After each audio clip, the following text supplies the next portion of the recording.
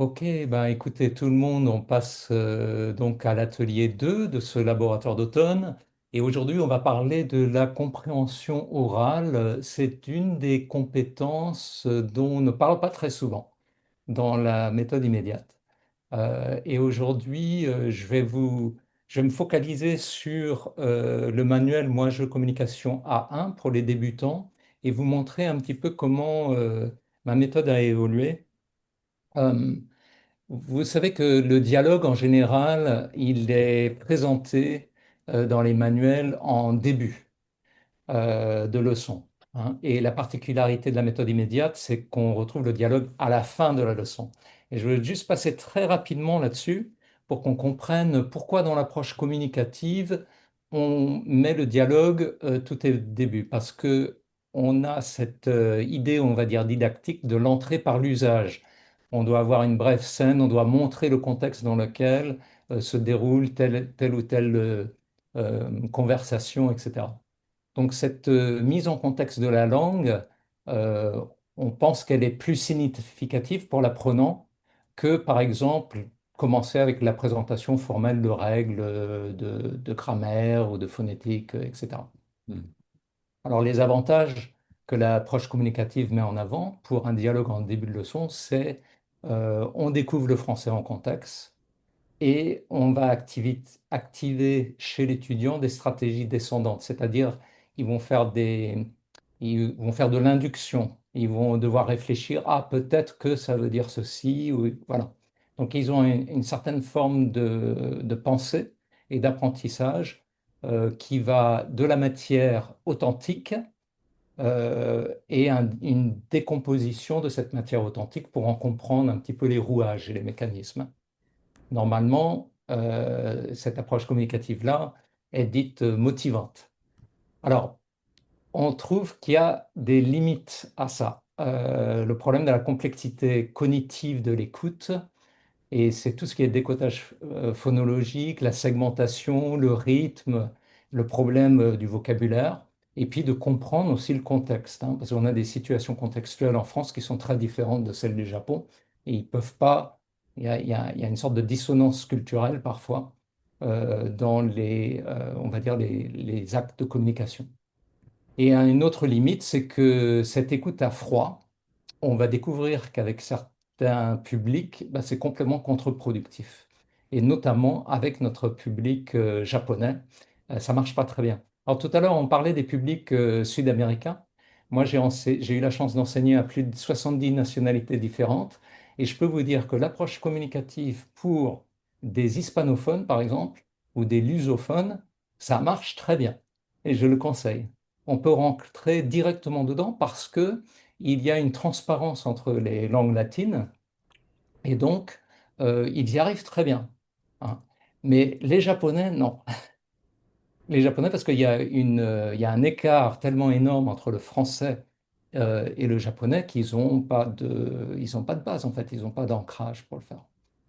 D'où je dis que les difficultés d'écoute précoce, sans vocabulaire, parce que les Japonais vont pas avoir le vocabulaire qu'un hispanophone ou qu'un lusophone a, par exemple, ou même un anglophone. C'est pas suffisant et ça va entraver donc la compréhension, ça va empêcher la communication et puis ça va surtout plomber la motivation chez les Japonais. Et ça, c'est la spécificité des apprenants japonais.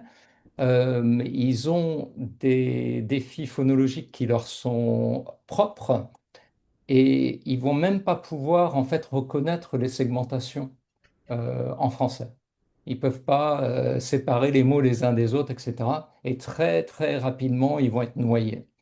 Euh, donc, moi, je trouve formidable que les initiateurs de la méthode immédiate aient fait ce choix de décaler en fait les dialogues vers la fin de la leçon, tout à la fin de la leçon, et j'ai trouvé ça extrêmement utile et ingénieux en fait pour les publics qu'on a.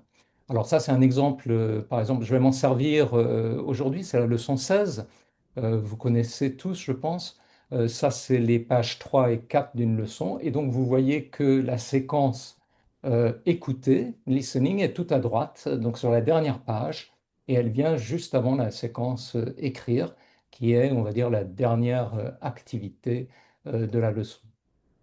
Alors, on va regarder un petit peu pourquoi mettre le dialogue en fin dans la méthode immédiate a des avantages. Alors, l'objectif dans la méthode immédiate, c'est on a un protocole en fait de différentes activités qui vont exposer la langue progressivement, petit à petit, dans sa complexité. Donc, on commence avec des éléments très simples et puis on construit dessus. D'ailleurs, on a une activité qui s'appelle Lego à un moment, et c'est exactement ça. On va construire de bloc en bloc.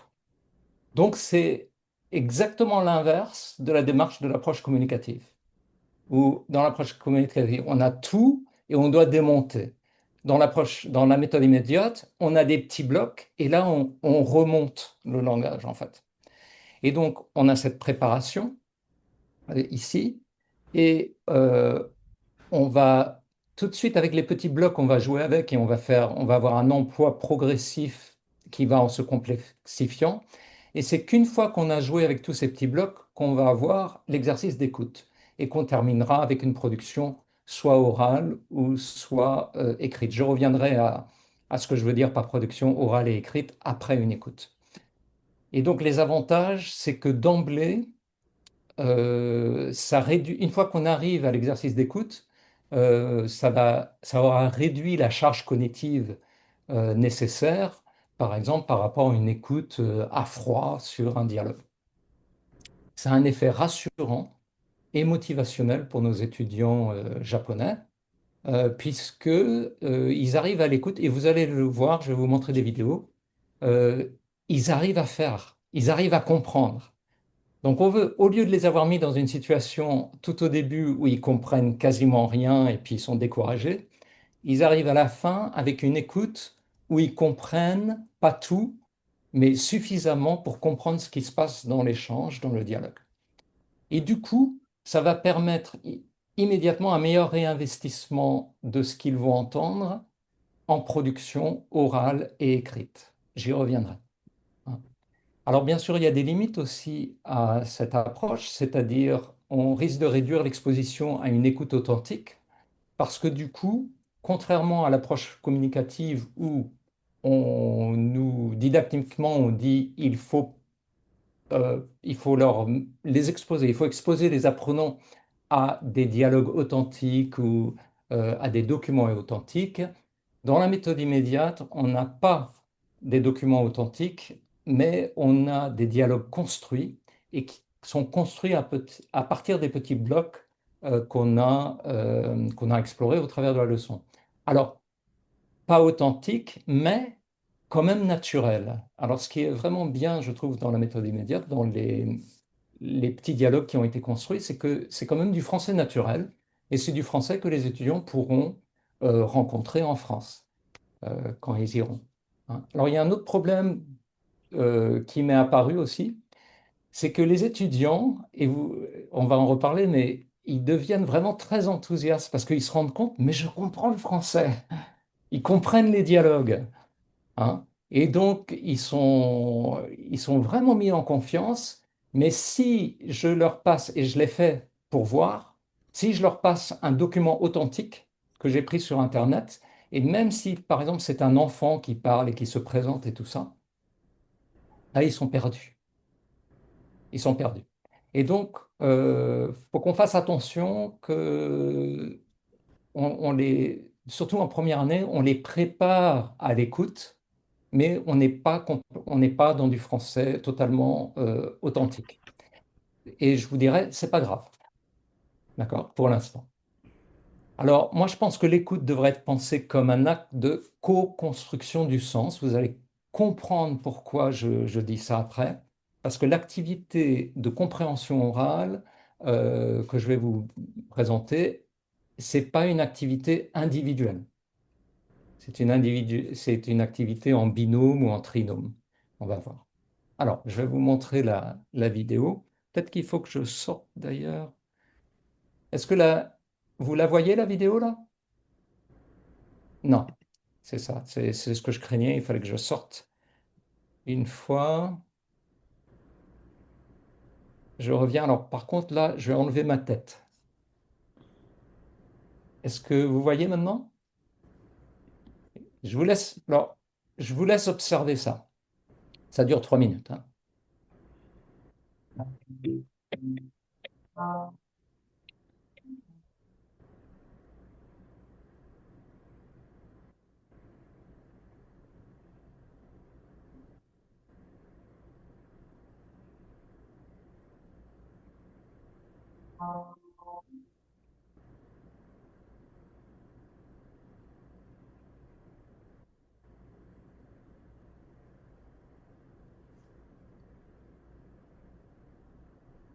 Maintenant, vous allez écouter. Moi, en général, je me lève tard. Ok, c'est bien. Est-ce que Nina va se lever tard demain? Quelqu'un sait? Oui, alors, vas-y, t'es ça?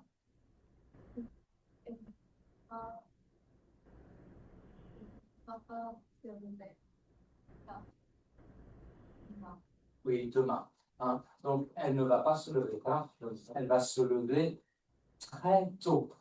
Léna, merci, c'est bien. Pourquoi? Quelqu'un sait pourquoi? Pourquoi? Oui,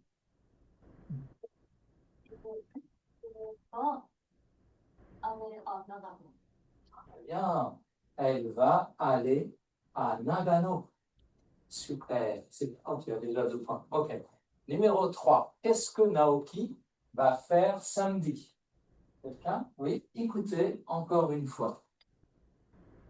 Moi, en général, je me lève tard. Ouvrez votre livre, page 71, et maintenant, écrivez.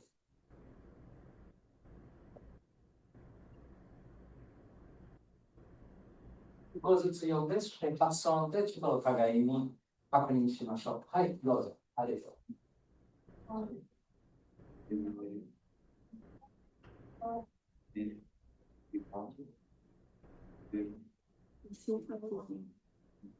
最後に、こうしましょう。一人にな、一人がこうして。Moi, en général, je me lève tard.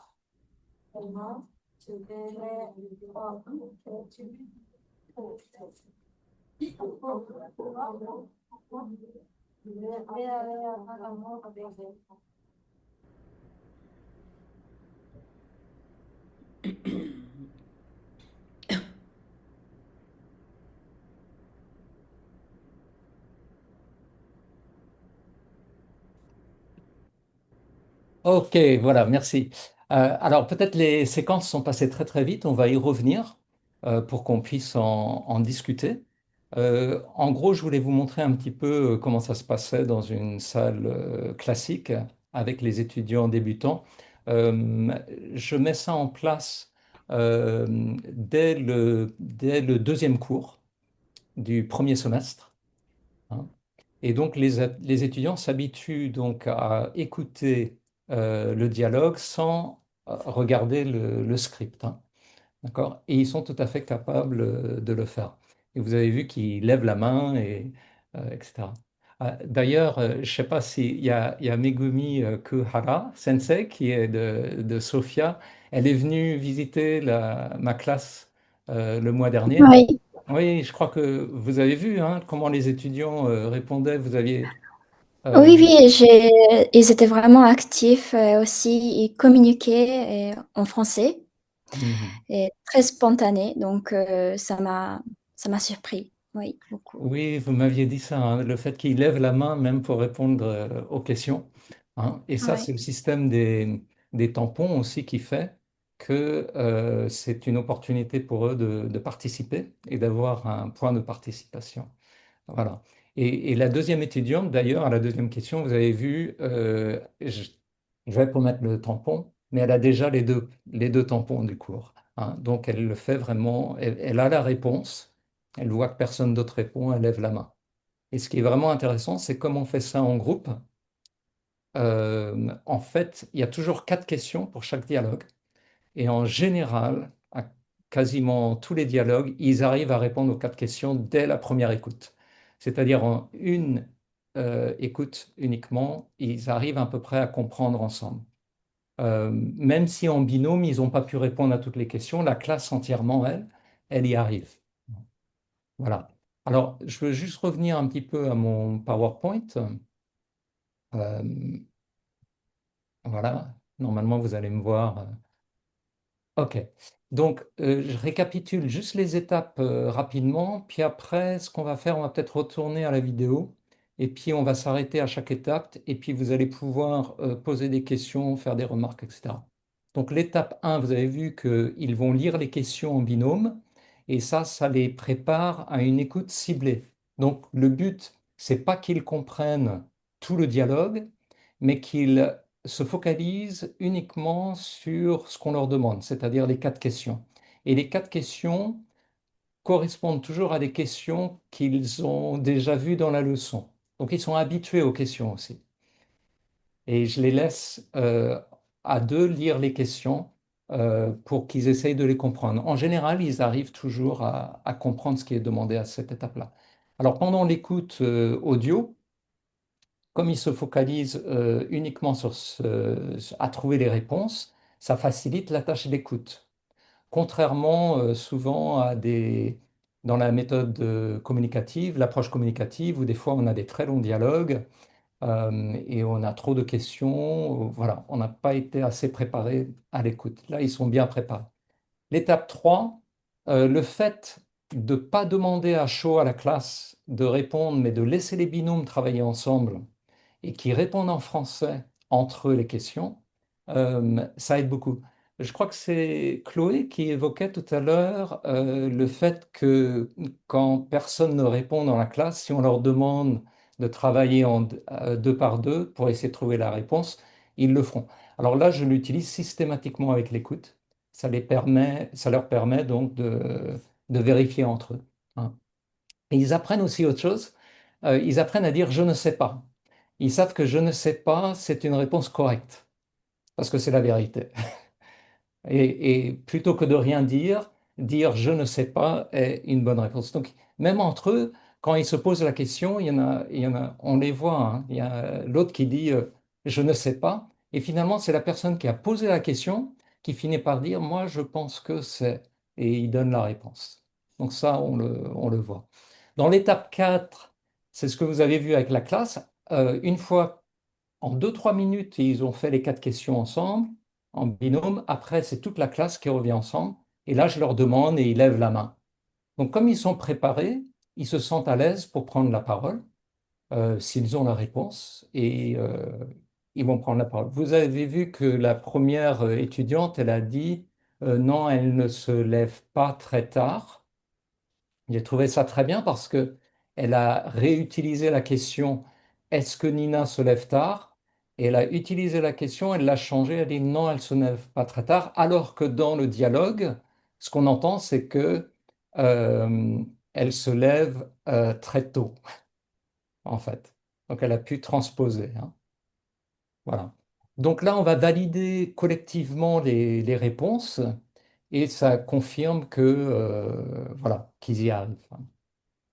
Et puis finalement, en général, après, il peut y avoir un moment où on peut avoir une petite discussion, surtout s'il y a une question qu'ils n'ont pas réussi à répondre. Et là, on peut clarifier certaines idées ou des idées fausses, parce que ça peut leur arriver de mal répondre aussi. C'est rare, mais ça arrive. Et là, on peut clarifier. Et puis, à la fin, on va encourager les étudiants à mettre leurs connaissances en pratique à travers des exercices concrets de production orale écrite. Alors, la première production écrite, c'est ils ouvrent le manuel et ils remplissent les blancs. C'est-à-dire de mémoire, ils vont remplir les blancs. Et puis après, ils vont se consulter en binôme ou par trois. Et puis, ils vont vérifier qu'ils ont bien rempli les blancs de la même façon. Après, je leur donne la réponse, hein. Et puis après ça, on peut faire une production orale, on peut mimer, c'est-à-dire ils vont lire le dialogue tel qu'il est.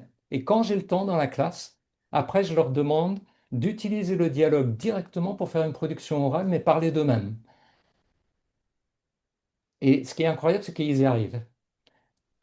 Voilà, c'est un petit peu comme si on sautait la toute dernière partie, ce qui est écrire un dialogue ensemble, et ils vont directement à faire un dialogue sur la base du dialogue existant. Et la toute dernière étape, on peut passer à une production écrite, là pour bien fixer l'orthographe, la structure, etc., en leur faisant écrire un dialogue qui est plus ou moins libre par rapport au dialogue de la compréhension écoute, la compréhension orale. Voilà. Alors, on va peut-être revenir à la vidéo ou alors on peut revenir comme ça. Est-ce que vous avez d'emblée comme ça des questions ou des remarques? Ou est-ce que vous voulez qu'on revienne à la vidéo? Oui, Olivier? Oui, moi j'ai une question. Là, donc pour décrire les différentes étapes de ce parcours, tu parles japonais. Un professeur Alors, qui ne parlerait alors pas oui, japonais, comment alors il oui et ferait? non. Il y a les deux. Alors, dans le premier semestre, je parle japonais.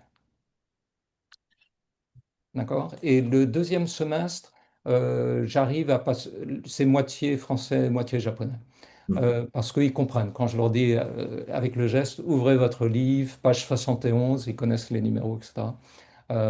Où je leur dis, écoutez maintenant, on fait une deuxième écoute, etc. Voilà, des petites consignes très très brèves en français, ça passe bien. Hein. Attention, ce sont des non-spécialistes, donc j'évite d'utiliser en fait le français au premier semestre pour ce qui est des consignes.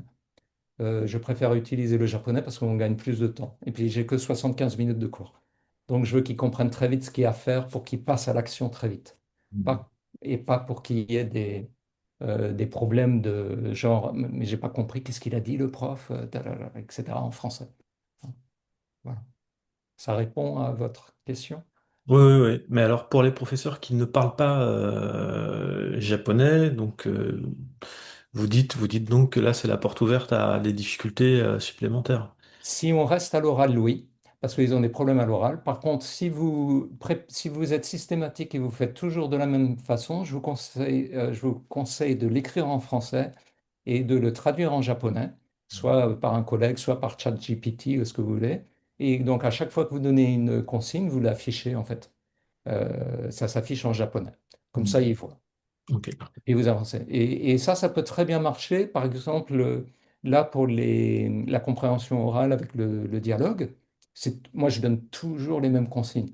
Alors, au bout d'un moment, j'aurais presque plus besoin de donner de la consigne parce qu'ils savent, ils connaissent les étapes, quoi. Ils sont rodés. Voilà. D'autres remarques ou questions avant qu'on... Alors, ce que je vais faire avant de... je vais vous montrer autre chose. Euh, Alors, je veux vous montrer un petit peu, et ça, c'est une proposition que je fais à notre éditeur là, chez Alma, donc à Bruno Vagneux. Je vais montrer un petit peu ce que j'ai fait aussi. Alors, attendez, moi, j'ai pas besoin d'apparaître. Voilà. Alors, vous savez que Alma a donc mis à notre disposition en ligne des Google Slides, moi que j'utilise régulièrement. Alors ça se présente comme ça pour la page donc écoutez. Et moi je l'ai un peu arrangé de la façon suivante. Donc alors ça je viens de le faire tout récemment. Et donc l'idée ça serait d'avoir une slide où on a les quatre questions.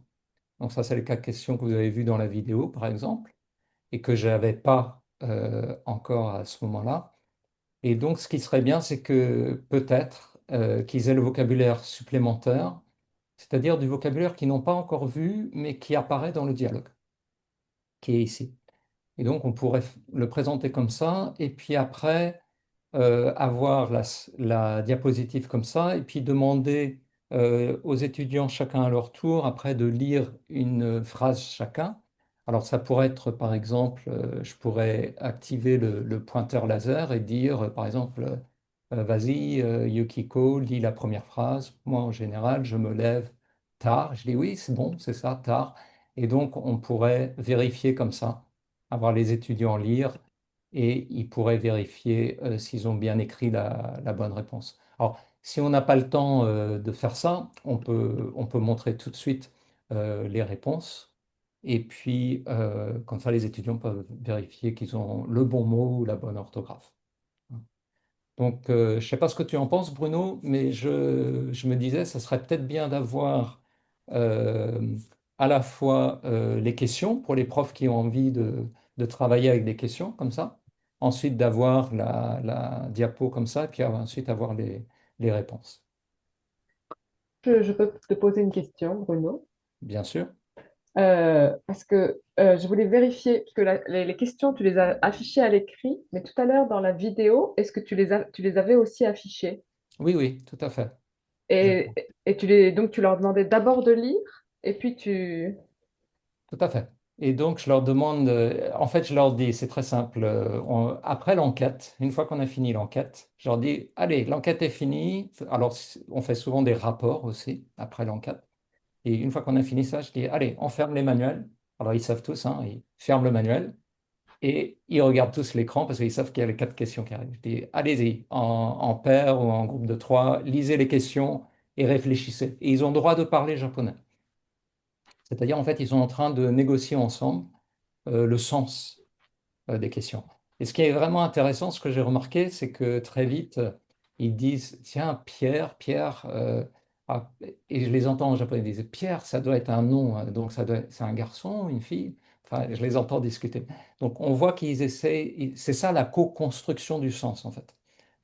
Donc, quand ils sont dans cette étape de co-construction du sens dans les questions, il se passe ce qu'on appelle en anglais, c'est priming. Donc le priming en anglais, c'est que ça prépare le cerveau à se focaliser, à être dans l'attente d'entendre ces mots-là Mm. à l'oral. Donc c'est une excellente préparation de les avoir, de ne pas traduire les questions et de ne pas intervenir en tant que prof, mais de les laisser travailler sur les questions. Ça, il y a vraiment un travail pédagogique qui se fait entre eux à ce moment-là. Mm. et, et de n'apporter aucune clarification sur les questions. J'ai jamais eu besoin d'apporter de clarification parce que c'est que des questions types de ce qu'ils ont déjà vu. Mm. Il n'y a pas de surprise, il y a pas de piège, hein. Ok, merci, je voulais juste vérifier ce point-là. Bruno, c'est une procédure super intéressante. Je pense que je vais l'appliquer dans mes propres classes, là. Mhm, Euh, je me demande si il faut mettre ça dans les slideshows eux-mêmes ou mhm, pas, parce que c'est une procédure parmi d'autres, en fait. tout à Moi, fait. moi, ma procédure habituelle, c'était de faire écouter une fois, deux fois assez rapidement, leur montrer les réponses et puis dire, pouf, allez, c'est fini, ça a pris 4 minutes, 5 minutes. On passe à l'écriture du dialogue qui est plus importante à mes yeux.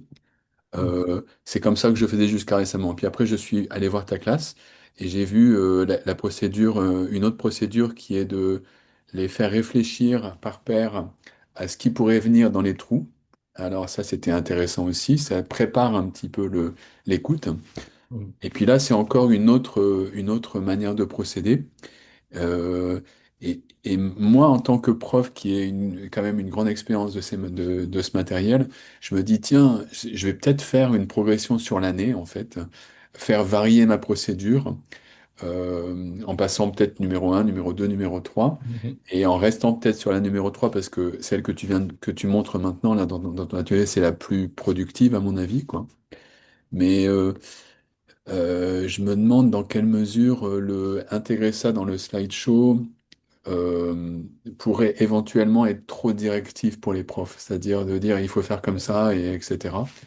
Mhm, C'est vraiment une question difficile, ça, de comment donner aux profs du matériel qu'ils peuvent utiliser facilement mhm. et sans être trop directif, mais en même temps en en ayant assez de soutien.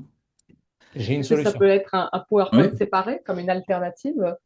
Ah oui, Voilà. tout à fait, tout à fait. Mais c'est la question de comment proposer des manières de faire à des profs divers et variés, en fait, qui arrivent avec leur conception au départ. Et c'est quoi ta réponse, Bruno? Vas-y. Ben, la réponse est dans le chat. Je vous ai envoyé le PDF avec les 4 questions pour les 24 leçons de Moi Je Communication 1. Oh. Donc, comme ça, vous avez. Et ces questions, elles marchent, je peux vous assurer. Au moins, elles marchent jusqu'à la leçon 20. Je n'ai pas testé avec les leçons 21, 22, 23. Donc, utilisez ça. J'ai remis dans le PDF un petit peu ma démarche. Après, c'est à vous d'adapter. Alors, ce qui est bien dans cette démarche, c'est qu'il y a des étapes que vous pouvez sauter, en fait, ou aller plus vite, ou voilà, vous n'êtes pas obligé de faire chaque. Comme disait Bruno, là maintenant, on pourrait très bien aussi ne pas faire les questions, parce qu'une autre méthode, c'est ils ont le livre ouvert, ils ont le texte entre eux, et ils négocient le sens écrit. Et ils essayent de négocier ensemble ce qu'il faut mettre dans les blancs du texte. Mais attention, si vous faites ça, vous n'êtes plus dans la compréhension orale, vous êtes dans la compréhension écrite. Et donc ça me posait un problème.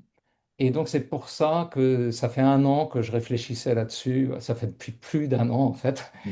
Mais ça fait un an maintenant que j'ai commencé à tester les questions, etc. Et ma grande surprise, ça a été de découvrir que ils y arrivent entre 90% et 100% du temps. Parce qu'en fait, le manuel Moi Je Communication 1.1, toute la progression de ces Legos, quoi, de ces blocs qui sont construits comme ça, leur permet d'atteindre ça. Et en fait, les commentaires des étudiants, même débutants, en premier semestre, c'est ça qui m'avait vraiment encouragé d'aller dans ce sens-là, c'est que les étudiants eux-mêmes, ils étaient surpris de comprendre le français. Mm. Et on voyait qu'il y avait une sorte de grande satisfaction entre les étudiants à se dire, mais on comprend quoi. On arrive à capter les mots. Mais attention, nous, didactiquement, on est un peu en train de tricher parce qu'on les prépare tellement bien, on les prépare tellement bien qu'ils sont capables en fait de le faire. Mais pour eux, ça paraît presque magique parce que s'ils écoutent par ailleurs des documents authentiques, là, ils sont noyés, hein, ils sont complètement Mm. noyés. Mais là, au moins, on les met dans un environnement où ils se sentent capables. Et rien que ça, de les mettre en capacité, mais alors ça décuple la motivation pour poursuivre, Ah, pour totalement. s'intéresser, etc. Hein. Totalement, totalement. C'est super intéressant. Je dois dire qu'effectivement, jusqu'à présent, la compréhension orale, c'était un petit peu le côté manquant, un petit peu de ce manuel. Et moi, de ma pratique de première année, hein, en tant que prof en première année, ça manquait, effectivement. Et, euh, et c'est tout à fait bien de leur donner cette satisfaction-là. Alors, est-ce que c'est tricher ou pas? Moi, je pense que non, c'est pas tricher parce que, comme Oui. tu le dis, ça dépend de l'objectif qu'on a, hein. L'objectif, c'est de faire en sorte qu'ils aient une expérience positive et puis éventuellement de leur donner l'envie de continuer, mais même à la limite, des gens qui vont pas continuer le français, par exemple, bah, ils ont eu l'expérience de penser dans une autre langue, de pouvoir parler un peu, de pouvoir comprendre un petit peu quelque chose. C'est magnifique, hein, c'est quelque chose de fondamental dans la construction de leur cerveau, pratiquement. Donc, Tout à fait. super, super. Tout à fait. Et il y a un autre phénomène, quand on a fait une enquête, alors il y a Maxence Monfroy, il n'est pas là aujourd'hui, mais j'ai un stagiaire là, de l'Université de Bordeaux-Montaigne en ce moment qui vient à tous mes cours. Donc on a fait une enquête et on s'est rendu compte que dans les étudiants au deuxième semestre, en fait, on a 60% des étudiants qui sont là pour le plaisir. C'est-à-dire, c'est pas obligatoire. Et en fait, je m'en étais pas rendu compte, mais il y a beaucoup d'étudiants qui disent, bah, comme ce cours me plaît, c'est au premier semestre, ce cours me plaît, j'ai voulu continuer. Donc ça, je le dis parce que souvent on se dit, ah, mais il y a de moins en moins d'étudiants français ou ils sont pas motivés et tout ça. Mais finalement, quand on leur offre des outils intéressants, Hmm. quand on les laisse travailler ensemble, quand on leur montre que ben, finalement le français, c'est possible, on peut y arriver, hein. Et c'est là où je disais qu'on triche un petit peu parce que par rapport à l'approche communicationnelle qui a une approche quasiment inverse qui est du genre, ben, blanc, vous mettez tout au début, le document authentique, et puis après on va tout déconstruire, c'est dur. Et là, on voit qu'avec avec les Japonais, quand on prend l'inverse, c'est-à-dire on dit, ah, mais on vous donne des petits blocs petit à petit, et on va construire ensemble le sens, et à la fin, vous verrez, vous allez y arriver. Mm. Et en fait, il le constate dès la première écoute, dès le deuxième cours du premier semestre. Voilà. Mais je crois que tu as raison, Bruno. Parce que quand j'utilisais notre manuel et quand on fait le listening tout d'abord de corps, les étudiants détestaient le listening et ils étaient, ah, mais c'est dur, je ne comprends rien et tout ça. Mais avec moi, je communication, les étudiants sont très contents de pouvoir écouter, de comprendre tout ça. Et je remarque aussi que dans le premier semestre, ils aimaient bien le listening avec moi, je communication. Et maintenant, en second semestre, ils sont un peu... Bon, ils savent déjà qu'ils arrivent à répondre. Donc, pour eux, c'est pas facile, mais c'est pas très difficile à régler les problèmes et tout ça. Donc, je crois que avec les quatre questions et quand on demande de fermer leur livre, ça, c'est une très bonne idée, je crois. Donc, je vais le faire la semaine prochaine. Ah, super. Bah, tu as le PDF et tu Oui, vois, merci. j'ai espacé aussi les quatre questions avec quelques espaces pour que ça tienne à peu près sur l'écran quand tu le Très montres. bien, Parce qu'au merci. début, j'avais tout mis Ah oui, et ils voyaient la leçon d'avant. Donc, j'ai espacé un petit peu. Et merci. c'est ça que vous avez vu dans la vidéo, hein, que j'ai projeté. Très bien. Euh, voilà. Et franchement, j'ai été très surpris de l'effet énergisant Mm. de cette activité quand elle est présentée comme ça avec les questions. Parce que les questions donnent un challenge, donnent une opportunité de travail, de coopération et leur donnent une opportunité de briller aussi. C'est-à-dire, bah, j'ai compris et j'ai trouvé la réponse. Et on se rend compte, il y a des étudiants, ils arrivent à donner des réponses comme dans la vidéo là. Euh, Ils sont pas en train de répéter ce qu'ils ont entendu, ils ont compris ce qui a été dit et ils arrivent à le reformuler avec le français qu'ils ont. Mm. Et c'est ça qui est super, parce que je n'accepte que les phrases complètes, bien sûr, hein. Et quand on n'accepte que les phrases complètes dès le premier semestre, après on n'a même plus besoin de le dire. Après, ils savent toujours qu'ils doivent faire une phrase complète. Et Mm. ils essayent toujours.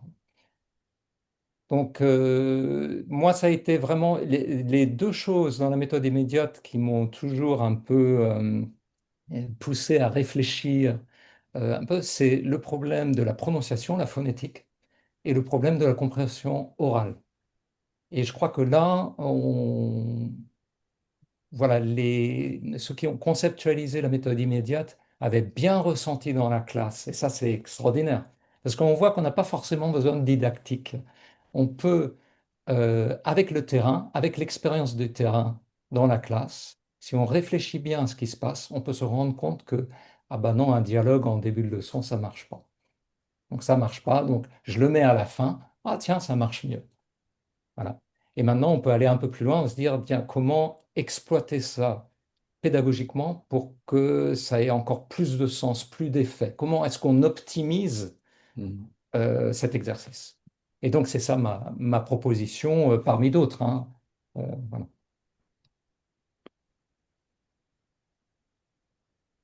Alors, je ne sais pas s'il y a d'autres questions, d'autres remarques, si vous vouliez revoir la vidéo ou pas. Euh, Est-ce que tout le monde a réussi à télécharger le PDF? Oui? Voilà, donc ça, utilisez comme vous voulez. Euh, Est-ce que vous voulez le document Word pour ceux qui n'aiment pas le PDF? Non, ça va. Oui? Ouais, ce Allez, serait j'envoie le Word, parce que je sais qu'il y a certaines personnes qui... si vous... J'envoie le Word aussi. Tac. Comme ça, pour ceux qui veulent faire copier-coller, réarranger pour eux, vous pouvez à partir du Word, c'est plus facile que le PDF. parfois. Alors, je vais revenir peut-être sur ma présentation, si vous voulez bien. Voilà. Où est-ce que je suis? Une minute. Alors, je reviens ici. Donc, je vous ai envoyé le PDF dans le chat. OK. Donc, encore une fois, là, c'est un petit peu, j'ai voulu faire une réflexion sur dialogue au début, dialogue à la fin. Et qu'est-ce qui fait que pour nous, avec des étudiants japonais, le dialogue à la fin est intéressant? Donc, on a parlé de cette situation inductive pour le dialogue au début. Nous, ici, on est plutôt dans un réinvestissement et une consolidation des acquis. Donc, l'exercice de compréhension orale, et c'est pour ça, je crois que c'est pour ça que ça énergise les étudiants, c'est qu'ils réinvestissent ce qu'ils savent et ils peuvent consolider, en fait, ce qu'ils ont acquis dans la leçon. Donc, la compréhension orale devient à un autre objectif, une autre fin, finalement. Hein. Le fondement théorique, il est totalement différent. Dans la méthode immédiate, on ne s'intéresse pas à la découverte de la langue dans le contexte, on va dire, total, mais on le découvre dans un contexte plus limité. Par exemple, une phrase ou une tournure grammaticale ou une structure particulière. Hein. Et ce qui est important, c'est que pour arriver à la compréhension orale, on a donc cet étayage progressif. Donc, on fait une réelle préparation linguistique et didactique pour que l'expérience de compréhension orale soit une expérience positive chez les étudiants. Donc, on revient un petit peu à ce dont Saki et Chloé parlaient. Hein. Comment est-ce qu'on peut créer un stress positif?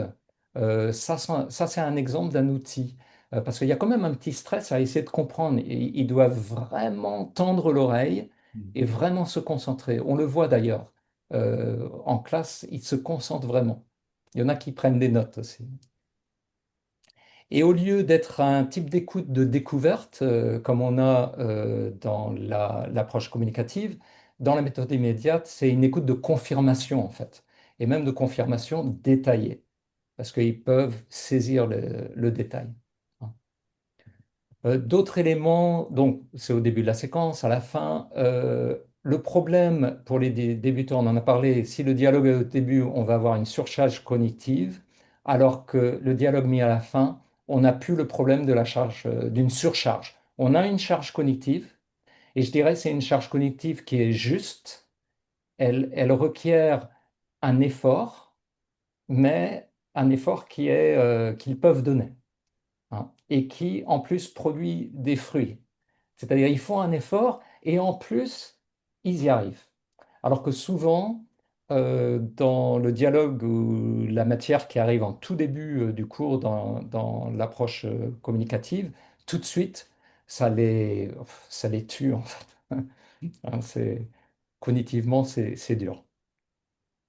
Et l'apprenant, son rôle, donc, il reste un peu observateur d'un modèle quand le dialogue est au début, alors que quand le dialogue il est à la fin, et ça, je veux insister là-dessus aussi parce que j'ai trouvé ça vraiment très productif, c'est que du fait qu'ils ont fait attention au dialogue, qu'ils l'ont bien écouté, après qu'ils l'ont travaillé ensemble, après qu'ils l'ont joué ensemble, ça devient un modèle utilisable et réutilisable.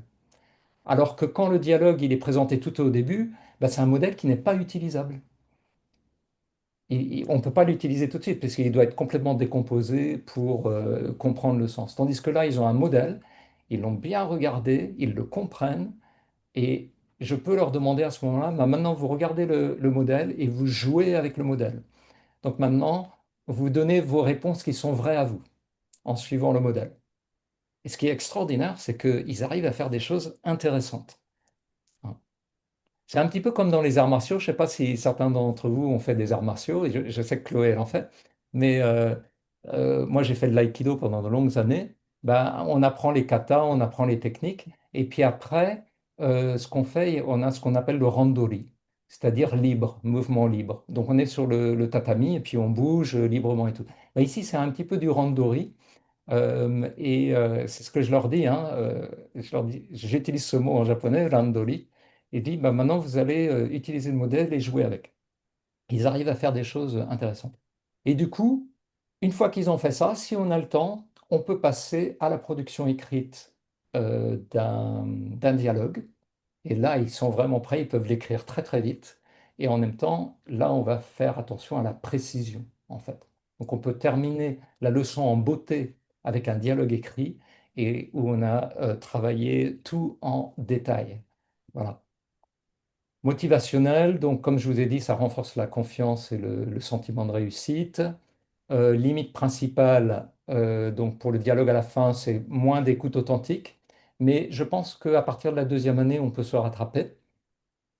Et puis, le rôle de l'enseignant, euh, quand le dialogue est au début, l'enseignant doit utiliser beaucoup d'énergie à expliquer, à analyser, à amener les étudiants à comprendre.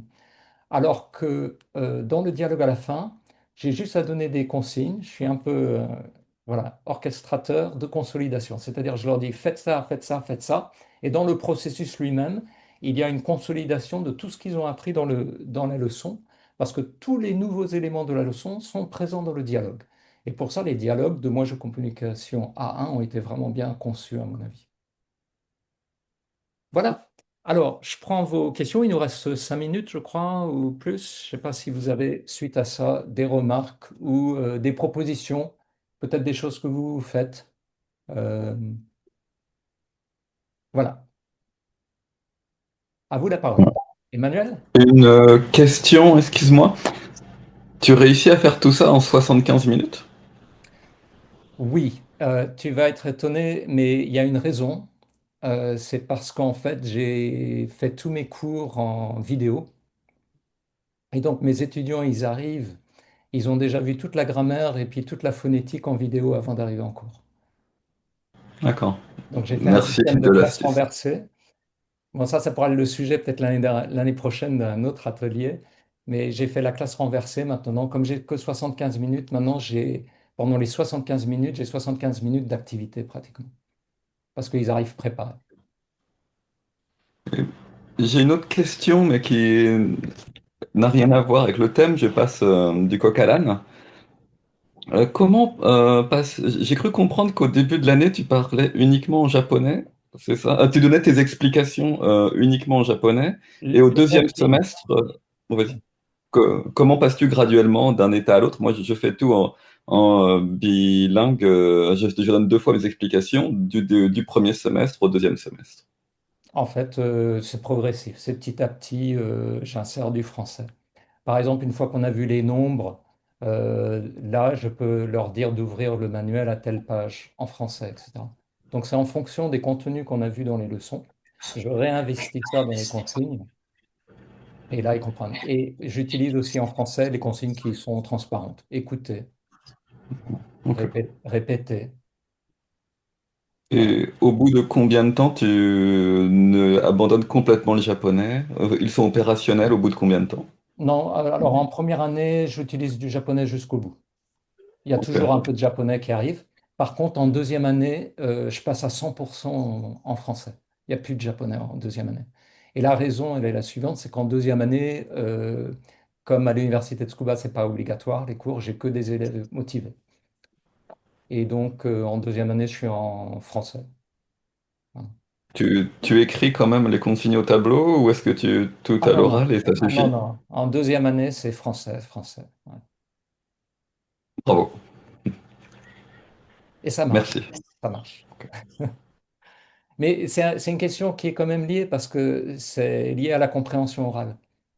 Et en fait, d'avoir conscience qu'on doit aussi leur donner des consignes transparentes, claires, simples, faciles à comprendre, ben, moi, ma démarche avec des non-spécialistes, attention, hein, si j'étais avec des spécialistes, d'emblée, je pense que je rentrerais avec du français principalement.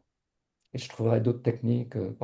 Mais avec des non-spécialistes, non, non, je commence les consignes en japonais. Parce que ce que je veux faire, c'est avancer très vite d'une activité à l'autre, pas perdre de temps et que ça soit hyper clair. je veux pas perdre mon temps de prof à expliquer les consignes. Entendu, merci. Voilà. Bon, ben, il est à peu près l'heure. On peut s'arrêter là. Bruno, Oui. si tu veux bien, je vais parler un petit peu des questions des Ah PowerPoint. oui, très bien, je te passe la main. Mais d'abord, merci pour ce que tu suggères, parce que ça va m'aider beaucoup dans mes classes. En fait, j'ai repris du service en tant que prof là récemment. Et je sentais une petite baisse de régime en fait là et il faut effectivement monter la barre petit à petit. Et ça me paraît être une manière très intéressante de monter la barre. Je vais l'appliquer aussi dans les semaines qui viennent, là. Et puis je me vois bien l'année prochaine faire une progression peut-être et arriver assez rapidement à cette manière de procéder parce que c'est ça me paraît vraiment challenging, ça donne du bon stress en fait, là où il faut. En tout cas, merci Et beaucoup parce que ça, c'est vraiment du pratique, du pédagogique, de l'utilisable immédiatement et qui fait progresser un petit peu tout le monde, je crois. C'est vraiment super. Merci beaucoup. ben, merci à tout le monde, hein.